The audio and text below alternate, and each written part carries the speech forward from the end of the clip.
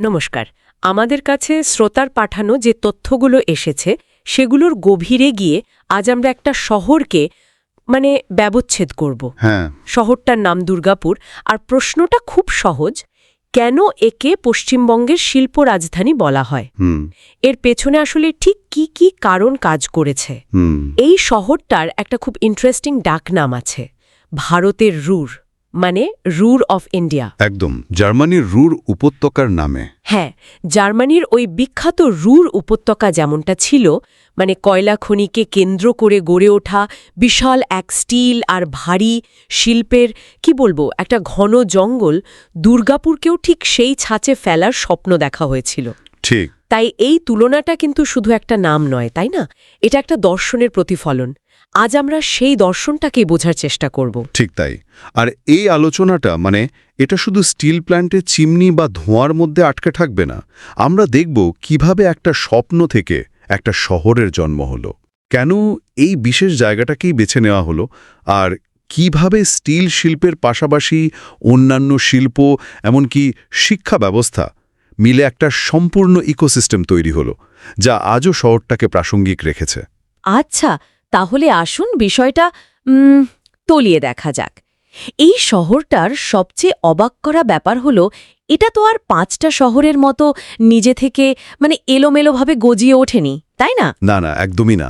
এর পেছনে একটা নিখুঁত ব্লু প্রিন্ট ছিল, একটা পরিকল্পনাকে বাস্তবের রূপ দেয়া হয়েছিল। ঠিক এখানেই দুর্গাপুরের গল্পটা বাকিদের থেকে আলাদা হয়ে যায়। দেখুন, দেশভাগের পর পশ্চিমবঙ্গের অর্থনীতি তখন বেশ চাপের মুখে। হ্যাঁ, তা তো বটেই। সেই সময়ে রাজ্যের একটা নতুন অর্থনৈতিক ইঞ্জিনের দরকার ছিল। আর এই ভাবনা থেকেই ভারতের প্রথম প্রধানমন্ত্রী জওহরলাল নেহরু এবং পশ্চিমবঙ্গের রূপকার ডক্টর বিধানচন্দ্র রায়ের মস্তিষ্কপ্রসূত সন্তান হল দুর্গাপুর। বাহ! তারা শুধু একটা শিল্পতালুক চাননি, চেয়েছিলেন একটা স্বয়ংসম্পূর্ণ আধুনিক শহর। আর সেই আধুনিকতার ছাপ তো এর নকশাতেই ছিল। 1955 সালে আমেরিকান স্থপতি জোজেফ অ্যালেন স্টেইন এবং বেঞ্জামিন পোল্ক এর ডিজাইন করেন। হ্যাঁ, ভাবা যায় 50-এর দশকে দাঁড়িয়ে একটা সম্পূর্ণ নতুন শহর একটা গ্রিড সিস্টেমে তৈরি করা হয়েছিল। ঠিক। আজকের অনেক স্মার্ট সিটির ধারণার বীজ হয়তো ওখানেই ছিল। অবশ্যই, একটা পরিকল্পিত শিল্প শহরের গুরুত্বটা এখানেই। শিল্প কারখানা, কর্মীদের জন্য পরিকল্পিত আবাসন, স্কুল, হসপিটাল। হ্যাঁ, স্কুল, হাসপাতাল, বাজার সবকিছুকে একটা ইন্টিগ্রেটেড পরিকাঠামোর মধ্যে নিয়ে আসা হয়েছিল। আর এর ফল কি হলো? এর ফল দুর্গাপুর খুব দ্রুত কলকাতার পরে পশ্চিমবঙ্গের সবচেয়ে সুসংগঠিত এবং প্রযুক্তিগতভাবে উন্নত একটা শহরে পরিণত হলো। এটা শুধু ইট পাথরের জঙ্গল তৈরি করা ছিল না। না, এটা ছিল একটা সম্পূর্ণ জীবনযাত্রার মডেল তৈরি করার চেষ্টা। একদম। বেশ, তাহলে শহরের কঙ্কালটা তো বোঝা গেল। এবারের হৃৎপিণ্ডে আসা যাক, স্টিল। হ্যাঁ, দুর্গাপুরকে তো এই অঞ্চলের স্টিল ব্যাকবোন বা ইস্পাত মেরুদণ্ড বলা হয়। এর পেছনে থাকা প্রধান দুটি স্তম্ভ হল দুর্গাপুর স্টিল প্ল্যান্ট ডিএসপি, আর অ্যালয় স্টিল প্ল্যান্ট এএসপি। হ্যাঁ, এএসপি, দুটোই সেলের অধীনে। হ্যাঁ, কিন্তু এই দুটো প্ল্যান্টকে এক করে দেখলে চলবে না। দুর্গাপুর স্টিল প্ল্যান্ট বা ডিএসপি হল ধরুন বিপুল উৎপাদনের প্রতীক। এর কাজ হলো দেশের পরিকাঠামো তৈরির জন্য, হ্যাঁ, যে বিপুল পরিমাণ স্টিল লাগে তার যোগান দেওয়া। কিন্তু অ্যালয় স্টিল প্ল্যান্ট বা এএসপির গল্পটা একটু অন্যরকম। কি রকম? ওটা সাধারণ স্টিল নয়, বরং দেশের প্রতিরক্ষা, পারমাণবিক শক্তি বা ধরুন মহাকাশ গবেষণার মতো অত্যন্ত সংবেদনশীল ক্ষেত্রে যে বিশেষ উচ্চ ক্ষমতাসম্পন্ন ইস্পাতের প্রয়োজন হয়, সেটা এএসপি তৈরি করে। ও আচ্ছা। ফলে দুর্গাপুর শুধু পরিমাণেই নয়, গুণমানের দিক থেকেও দেশের স্টিল উৎপাদনে নেতৃত্ব দেয়। এই তথ্যগুলো দেখতে গিয়ে একটা জিনিস আমার চোখে পড়ল, যা আমি আগে জানতাম না। এখানে বলা হচ্ছে গোটা ভারতীয় রেলের চাকা আর অ্যাক্সেল নাকি শুধু দুর্গাপুরেই তৈরি হয়। হ্যাঁ। এটা কি সত্যি? এর প্রভাব ঠিক কতটা বড়? হ্যাঁ, এটা শুধু সত্যি নয়, এটা দুর্গাপুরের জাতীয় গুরুত্বের সবচেয়ে বড় প্রমাণ। এর শুধু এই নয় যে দুর্গাপুর একটা গুরুত্বপূর্ণ শহর। তাহলে এর মানেটা কি? এর হলো প্রতিদিন লক্ষ লক্ষ মানুষের জীবন আর কোটি কোটি টাকার পণ্য যা রেলপথে চলে, সেগুলোর সুরক্ষা। তার সুরক্ষা আক্ষরিক অর্থেই এই একটি শহরের কারখানার ওপর দাঁড়িয়ে আছে। ভাবুন একবার, যদি কোনো কারণে এখানকার উৎপাদন একদিনের জন্য থেমে যায়। গোটা দেশের পরিবহন ব্যবস্থা ঝুঁকির মুখে পড়বে। ঠিক তাই। এই নির্ভরশীলতাটাই দুর্গাপুরকে জাতীয় স্তরে অপরিহার্য করে তুলেছে। এটা তো একটা বিরাট দায়িত্ব। আচ্ছা, এই দুটো বড় প্ল্যান্ট ছাড়াও তো নিশ্চয়ই আরও অনেক ছোট শিল্প আছে। অবশ্যই। এই শিল্পাঞ্চলে 1000-এরও বেশি খনিজ আর ধাতু ভিত্তিক শিল্প রয়েছে। 1000-এরও বেশি? আর যার মধ্যে প্রায় 136টি হলো সেকেন্ডারি স্টিল ইউনিট। অর্থাৎ এটা শুধু দুটো বড় গাছের গল্প নয়, এটা একটা সুবিশাল অরণ্যের মতো, যেখানে বড় গাছের পাশাপাশি ছোট গাছপালাও একে অপরের ওপর নির্ভর করে বেঁচে থাকে। একদম। এই ছোট ইউনিটগুলো বড় প্ল্যান্টের উপজাত দ্রব্য ব্যবহার করে বা তাদের জন্য সহযোগী অংশ তৈরি করে, একটা সম্পূর্ণ নেটওয়ার্ক। কিন্তু এত বড় একটা পরিকল্পনা বাস্তবায়নের জন্য তো একটা আদর্শ জায়গা দরকার। হ্যাঁ। এই জায়গাটাতেই এমন কি ছিল যে সবাই দুর্গাপুরকে বেছে নিল? আমার মাথায় একটা প্রশ্ন আসছে। বলুন। রানীগঞ্জের কয়লা তো বহুদিন ধরেই ছিল, দামোদর নদও ছিল, তাহলে ব্রিটিশ আমলে না হয়ে স্বাধীনতার পরেই কেন এমন একটা শিল্পনগরী তৈরির কথা ভাবা হলো? খুব গুরুত্বপূর্ণ প্রশ্ন। ব্রিটিশদের মূল উদ্দেশ্য ছিল সম্পদ আহরণ করে নিজেদের দেশে নিয়ে যাওয়া। একটা সুসংহত দেশীয় শিল্প ব্যবস্থা গড়ে তোলা তাদের লক্ষ্য ছিল না। একদমই না। কিন্তু স্বাধীনতার পর দেশের নেতাদের লক্ষ্য ছিল আত্মনির্ভরতা, আর সেই আত্মনির্ভরতার জন্য দুর্গাপুরের মতো জায়গা ছিল একেবারে আদর্শ। কারণ এখানে ভারী শিল্পের জন্য প্রয়োজনীয় সব উপাদান প্রাকৃতিকভাবেই একসাথে ছিল। হ্যাঁ, প্রাকৃতিকভাবেই একসাথে উপস্থিত ছিল। এটাকে একটা পারফেক্ট রেসিপি বলা যেতে পারে। Perfect recipe? এটা তো বেশ মজার তুলনা। তাহলে উপাদানগুলো কি কি ছিল? প্রথম এবং প্রধান উপাদান হলো জ্বালানি। ঠিক পাশেই রয়েছে রানীগঞ্জ কয়লাক্ষেত্র, যা ভারতের অন্যতম সেরা এবং প্রাচীনতম কয়লা খনি। ঠিক। ভারী শিল্পের জন্য যে বিপুল পরিমাণ কোকিং কোল প্রয়োজন তার যোগান ছিল নিশ্চিত। আচ্ছা, আর দ্বিতীয় উপাদান? দ্বিতীয় উপাদান হলো জল। যে কোনো ভারী শিল্পের জন্য প্রচুর জলের প্রয়োজন হয়, আর দুর্গাপুরের পাশ দিয়ে বয়ে গেছে দামোদর নদ। দুর্গাপুর ব্যারেজ তৈরি করে সেই জলকে শিল্পের কাজে লাগানোর ব্যবস্থা করা হয়। আর তৃতীয় উপাদান নিশ্চয়ই বিদ্যুৎ। একদম।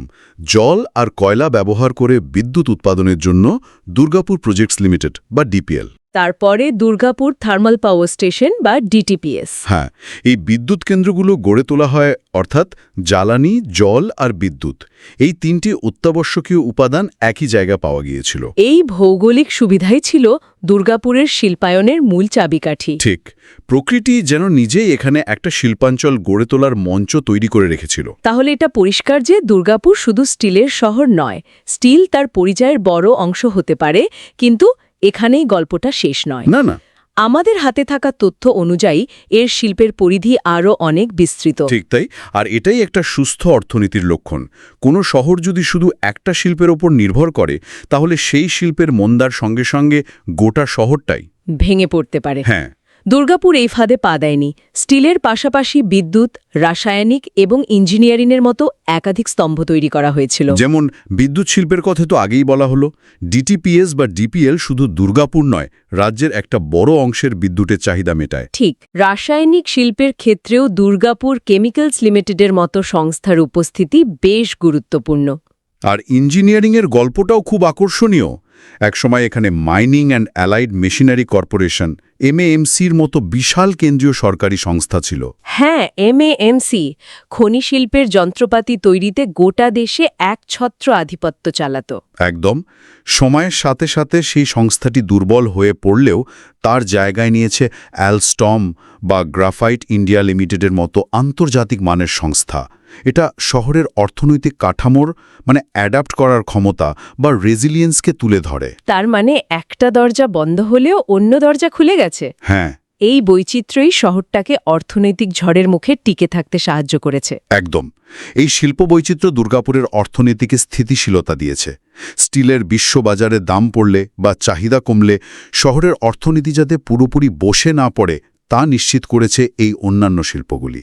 আচ্ছা, এই পুরো আলোচনাটায় আমরা কারখানা, সম্পদ আর পরিকাঠামো নিয়ে কথা বললাম, কিন্তু এই সব কিছু চালানোর জন্য তো সবচেয়ে গুরুত্বপূর্ণ উপাদান হলো মানুষ। হ্যাঁ, দক্ষ মানুষ। হ্যাঁ, বিশেষ করে দক্ষ মানুষ।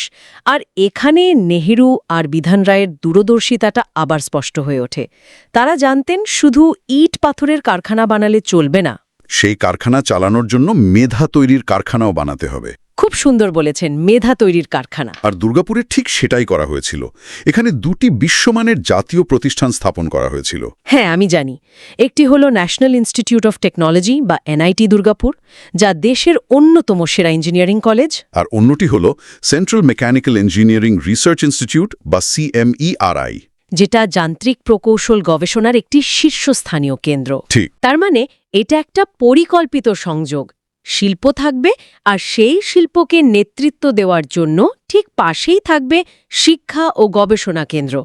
এটা কি একটা ফিডব্যাক লুপের মতো কাজ করে? একেবারে তাই। মানে শিল্পগুলো দক্ষ কর্মী চায়, আর শিক্ষা প্রতিষ্ঠানগুলো সেই কর্মীর যোগান দেয়, যা আবার শিল্পগুলোকে এগিয়ে নিয়ে যায়। একেবারে তাই।